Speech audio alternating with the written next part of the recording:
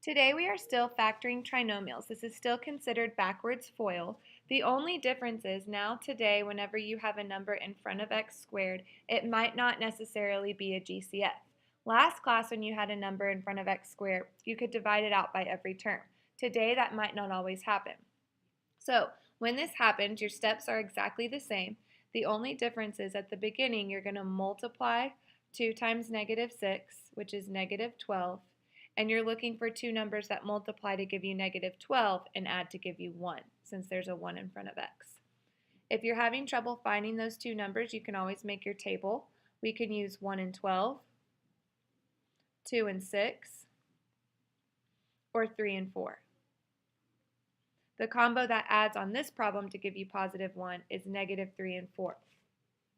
Now when you rewrite your problem, the 2x squared comes down and the negative 6 comes down. But instead of writing 1x, you're going to write negative 3x plus 4x.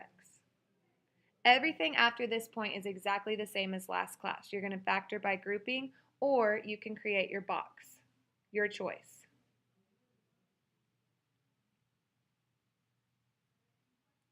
The GCF between 2x squared and negative 3x is x. If you take that out, 2x squared divided by x is 2x. Negative 3x divided by x is negative 3. The GCF between 4x minus 6 and negative 6 is 2. 4x divided by 2 is 2x, and 6 divided by 2 is 3. We now have 2x minus 3 in common, and I'm left with x plus 2. You can always check this by FOILing it back out. 2x times x gives you the 2x squared, so we know we're on the right track. If you use the box, you would also get 2x and negative 3 and x and 2. On this next example, you first want to check to make sure that there isn't a GCF. On this problem, there is not a GCF. You cannot divide 19 by 4. So your first step is to multiply 4 and 12, which is 48. We're looking for two numbers that multiply to give us 48 and add to give us negative 19. Since we're multiplying to get a positive but adding to get a negative, I know that both numbers need to be negative.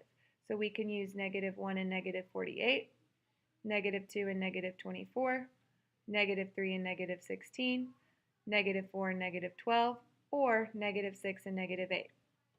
The combo that adds to give us negative 19 is negative 3 and negative 16.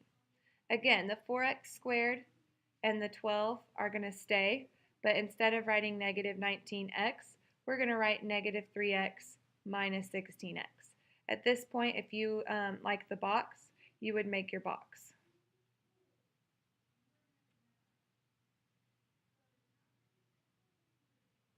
The GCF between 4x squared and negative 3x is x. You're left with 4x minus 3. The GCF between negative 16x and 12 is negative 4. You're left with 4x minus 3. We have 4x minus 3 in common, and we're left with x minus 4. If you use the box, you would also get 4x and negative 3, and x and negative 4. Either option will work. On this next problem, we're first going to look for a GCF. In fact, we're going to skip to this part.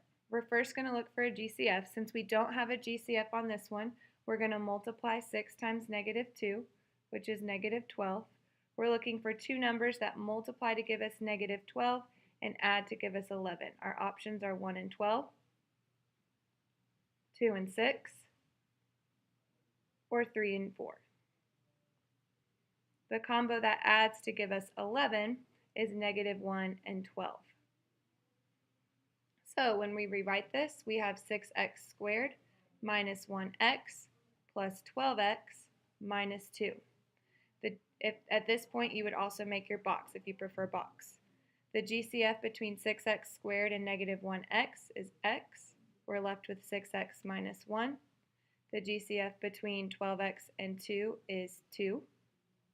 You're left with 6x minus 1. So your answer is 6x minus 1 and then x plus 2. This last problem is the most important problem, so make sure you're paying close attention. If you look at this problem, you first want to check to see if you have a GCF. On this one, we actually do have a GCF. All three of these numbers can be divided by 2.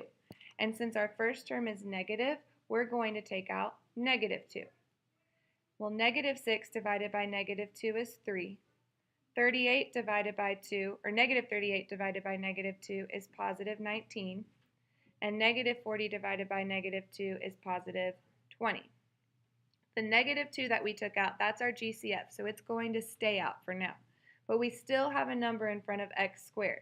So when you go to set up your grouping, you still have to multiply the 3 times 20, which gives us 60.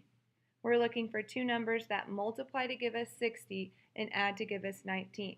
So our options are 1 and 60, 2 and 30, 4 and 15, 5 and 12, or 6 and 10.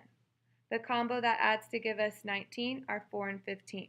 So the negative 2 stays outside, and we rewrite this as 3x squared plus 4x plus 15x plus 20. Or you would make your box at this point. The GCF between 3x squared and 4x is x. We're left with 3x plus 4.